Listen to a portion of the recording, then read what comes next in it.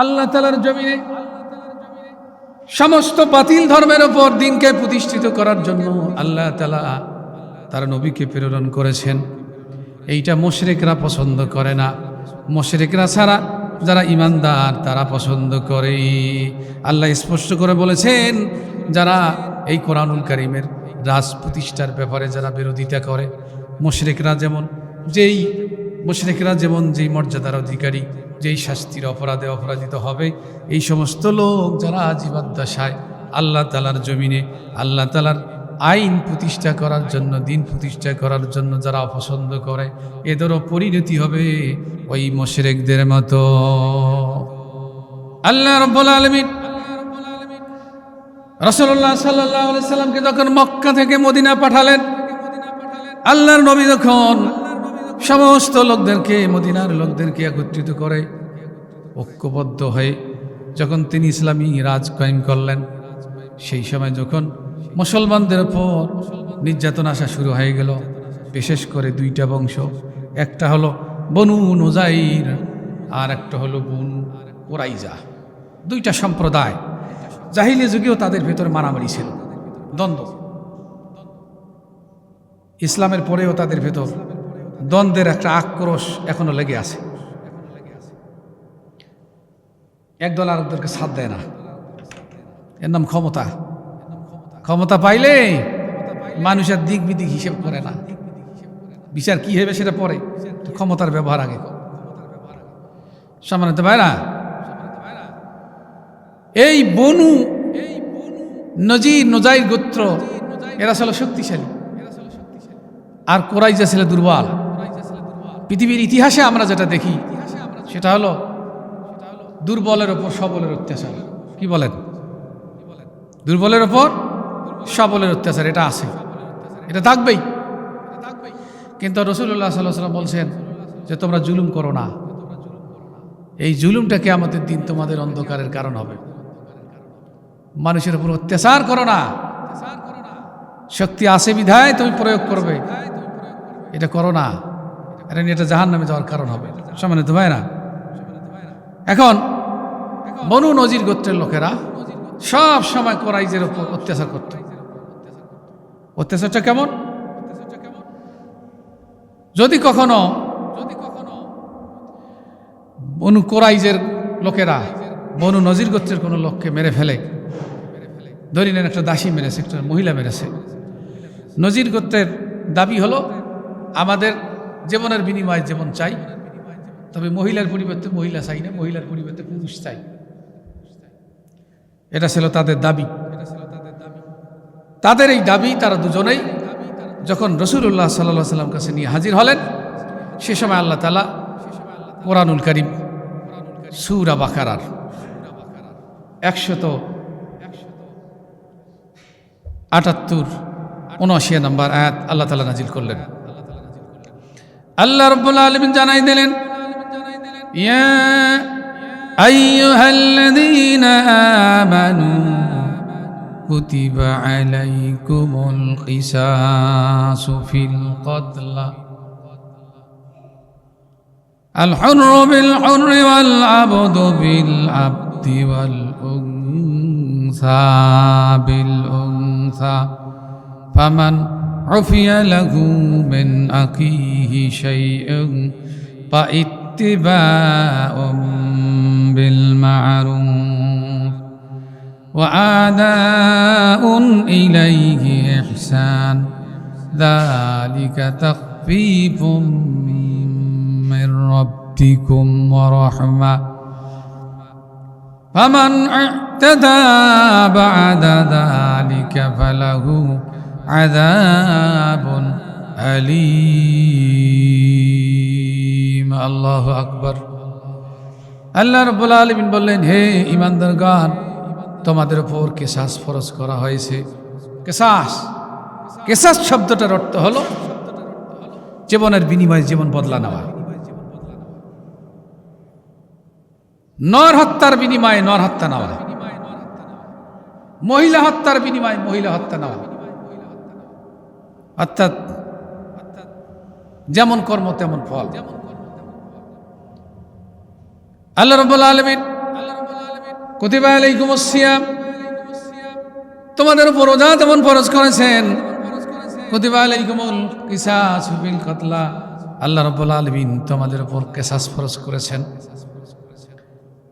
এই কিসাসটা হলো এভাবে, আল হুররু বিল হুররি, যদি কোনো দল কোনো সম্প্রদায়ের স্বাধীন কোনো ব্যক্তিকে হত্যা করে, তার বিনিময় হলো স্বাধীন ব্যক্তির জীবন। ওয়াল আবদু বিল আবদি, কেউ যদি গোলাম হত্যা করে তার বিনিময়ে গোলাম দিতে হবে। ওয়াল উনসা বিল উনস, কেউ যদি নারী হত্যা করে তার বিনিময়ে নারী দিতে হবে। কোনো প্রকার কম বেশি করার কোনো সুযোগ নেই। সম্মানিত ভাইরা, বাংলাদেশের জমিনে অনেক হত্যাকাণ্ড দেখেছি, কিন্তু আমরা ন্যাক্কারজনক, পৃথিবীর সবচাইতে দুইটা ন্যাক্কারজনক হত্যাকাণ্ড আমরা দেখেছি। একটি হলো 2006 সালের 28 অক্টোবর লগি বৈঠা দিয়া ইসলামী আন্দোলনের কর্মীদেরকে হত্যা করে লাশের উপর লাফালাফি করেছে। আপনারা দেখেন নাই? সারা বিশ্বের মানুষ দেখেছে। আর একটি হলো গত সপ্তাহে, গত বুধবার ঢাকার মিটফোর্ড একজন ব্যবসায়ীকে পাথর দিয়ে হত্যা করে সেই লাশের উপর নৃত্য করেছে। নাউজুবিল্লাহ বলবেন না? আমরা দুইটা দেখেছি। ভাই, আজকে যদি ইসলামী শাসন ব্যবস্থা থাকতো, এত বড় দুঃসাহস দেখার কারো কলিজার মধ্যে সাহস হতো না। কারণ ইসলামে আইনটা কত কঠিন। আল্লাহ রাব্বুল আলামিন বলছেন, ওয়ালাকুম ফিল কিসাসি হায়াতুন ইয়া উলিল আলবাবি লাআল্লাকুম তাত্তাকুন। আল্লাহু আকবার। হে বিচক্ষণশীল ব্যক্তিরা, এই কিসাস এটা তোমাদের সমাজ, তোমাদের জিন্দিগির জীবনের একটা জীবন। যদি তোমরা বুঝতে পারো তাইলে তোমরা সতর্কতা অবলম্বন করবে। কারণ প্রকাশ্য ময়দানে একটা মানুষের বিনিময়ে মানুষকে হত্যা করা হবে। এটা যখন মানুষ জানতো, হ্যাঁ আমি যদি কোনো ব্যক্তিকে হত্যা করি তাহলে আমি এর বিনিময়ে হত্যা হব, এটা যদি আমরা প্রকাশ্য দেখি। আমরা আজকে সৌদি আরবের বিচারগুলো মাঝে মাঝে দেখি, আপনারা দেখেন মাঝে মাঝে যে শিরচ্ছেদ আপনারা দেখেছেন কিছুদিন আগে সৌদি আরবের এই কয়েকজন বাংলাদেশি মিলে সৌদি নাগরিক একজন নাগরিককে হত্যা করেছে। সর্বশেষ বিচার করে রায় দিয়েছে যে যদি মৃত্যুর পরিবার এরা মাফ করে দেয়, আপোষ করে, তাহলে আপোষ যদি না করে তাহলে শিরচ্ছেদ। সর্বশেষ শিরচ্ছেদ করলো। আমি ঘটনাটা সংক্ষিপ্ত আকারে বলছি। শিরচ্ছেদ করলো, আপনার হাত দুইটা পেছনে বাঁধা, কেবলা করে তাকে বসানো হয়েছে। বিশাল একখানা তরবারি দিয়ে আল্লাহু আকবার বলে একবারে কল্লাটা নামাই দিল লক্ষ মানুষের সামনে।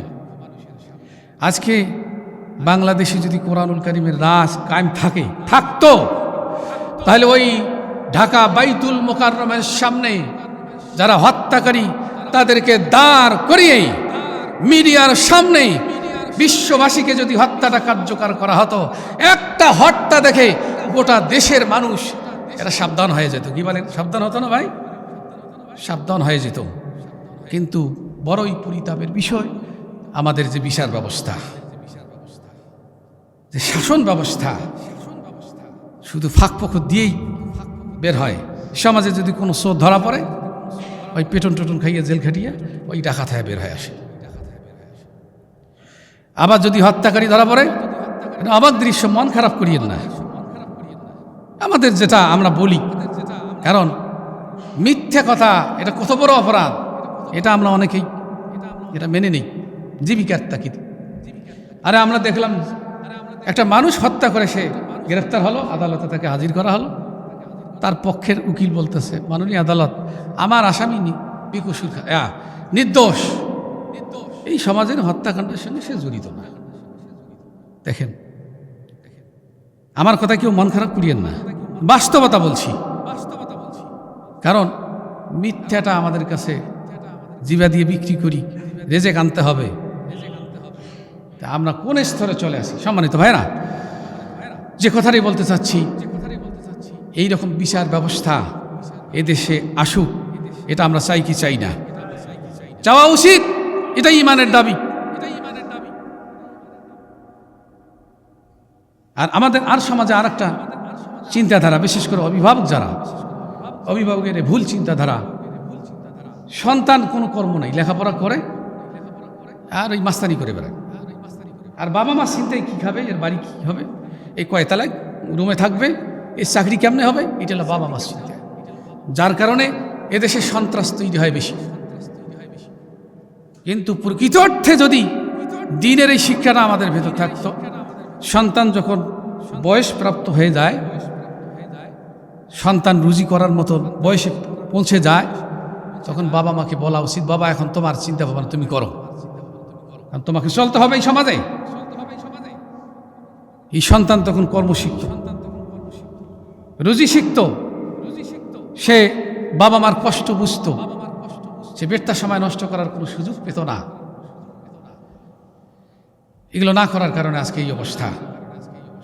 সম্মানিত ভাইরা,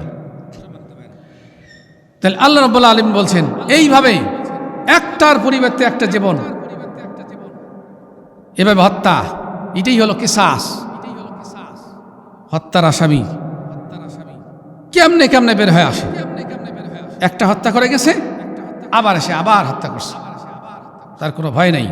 সম্মানিত ভাইরা, আমরা চাই আল্লাহ তাআলার জমিনে কোরআনুল কারীমের আইন কায়েম হোক, বলেন আল্লাহুম্মা আমিন। সে কারণে আমাদের মানসিকভাবে চাইতে হবে, আমাদের মানসিকভাবে চাইতে হবে। আল্লাহ রাব্বুল আলামিন বলছেন, ফামান উফিয়া লাহু মিন আখিহি শাইউন ফাইত্তিবাউম বিল মারুফ ওয়া আদাআন ইলাইহি বিহসান। নিহত ব্যক্তির ভাই এটা যদি এটা আপোসনামা করে, সেক্ষেত্রেও আপোস অর্থাৎ দিয়াত, রক্তপণ, জীবনের মূল্য একটা নির্ধারণ, সেক্ষেত্রে আল্লাহ তাআলা বলছেন যে সেটাও নয় ছয় করিয়ে তুমি পার হবা, এমনটাও আশা করা যায় না। এটা যথাযথভাবে ইহসান, অতি উত্তম পন্থায় এটা সমাধান করতে হবে। অতএব নিহত ব্যক্তির পরিবার যেভাবে চায়, যেভাবে যথাযথ দাবি আদায়, এইটাকে সঞ্চাতিকতার আশ্রয় না নিয়ে এটা যথাযথভাবে আদায় করতে হবে। এটা যদি যদি নিহত ব্যক্তির পরিবার মেনে নেয়, তা আল্লাহ তাআলা বলছেন, যালিকা তাকফীকুম মির রাব্বিকুম ওয়া রাহমা। হে ইমানদারেরা, তাহলে জেনে রাখো, এই যে আযাব হালকা হলো, এটা তোমার রবের পক্ষ থেকে তোমাদের জন্য একটা দয়া। বলেন সুবহানাল্লাহ। ফামান আ'তাদা বাদা যালিকা ফালাহু আযাবুন আলীম। এরপর যদি কোনো ব্যক্তি সীমা লঙ্ঘন করে, অর্থাৎ মুক্তিপণ নিল, রক্ত মূল্য নিল, আবার মাফও করবে না, এমন সীমা লঙ্ঘন যদি করে, ভাইরা দেখেন, মাঝখানে একটা কথা বলি, মানে বিশেষ করে বাংলাদেশি যারা আমরা, আমাদের বুদ্ধি কিন্তু তুলনামূলক অন্যান্য দেশের মানুষের চাইতে একটু বেশি। কোন বুদ্ধি? মানুষকে কিভাবে ঠকাবো, এই ঠকাইতে যেন না পারি, কোনো প্রকার ফাঁক ফুকর দিয়ে যেন বের হইতে না পারি, সেজন্য আল্লাহ তাআলা কিন্তু এটা ব্যবস্থা করে দিয়েছেন যে কোনো ফাঁক ফোকর নাই। সম্মানিত ভাইরা, কোনো ফাঁক ফোকর নাই, সোজা হিসাব। আপনাকে একটা অবস্থান নিতে হবে, আপনি আপোষে আসবেন কি না। আপোষনামায় যদি আপনি আসেন, আপোষনামার টাকা পয়সা নেওয়ার পর আপনি বলবেন যে না, এখন আমি আর আপোষ করবো না, এমন সুযোগটা যেন না থাকে। আল্লাহ তাআলা সেই কথা বলছেন, যদি কোনো ব্যক্তি এমনটা করে, তাহলে আমার পক্ষ থেকে তার জন্য কঠিন শাস্তির ব্যবস্থা রয়েছে। সম্মানিত ভাইরা, আল্লাহ রাব্বুল আলামিন আরেক জায়গায় বলেছেন, ওয়া কাতাবনা আলাইহিম ফিহা আন্নান নাফসা বিন নাফস ওয়াল আইনা বিল আইনি ওয়াল আনফা বিল আনফি ওয়াল উযুনা বিল উযুন ওয়াস সিন্না বিস সিন্নি ওয়াল জুরুহা কিসাস ফামান তাসাদদাকা বিহি ফাহুয়া কাফফারাতুল লাহু ومن لم يحكم بما أنزل الله فأولئك هم الظالمون الله أكبر আর তাদের জন্য এই বিধান আমি আল্লাহ তাআলা তাওরাতেও লিখে দিয়েছি। তাওরাতে ওটা ফয়সালা ছিল আন্নান নাফসা বিন নাফস, জীবনের বিনিময়ে জীবন। এটা শুধু আমাদের ধর্মে না, তাওরাতেও ছিল পূর্বোক্ত থেকে। ওয়াল আইনা বিল আইন, চোখের পরিবর্তে চোখ। ওয়াল আনফা বিল আনফ, নাকের পরিবর্তে নাক। ওয়াল উজনা বিল উজুন, কানের পরিবর্তে কান। ওয়াস সিন্না বিস সিন, দাঁতের পরিবর্তে দাঁত। ওয়াল জুরুহা কিসাস, জখমের পরিবর্তে জখম। রাসূলুল্লাহ সাল্লাল্লাহু আলাইহি সাল্লামের মাদানী জিন্দেগিতে হযরত আনাস রাদিয়াল্লাহু তাআলা তার ফুফু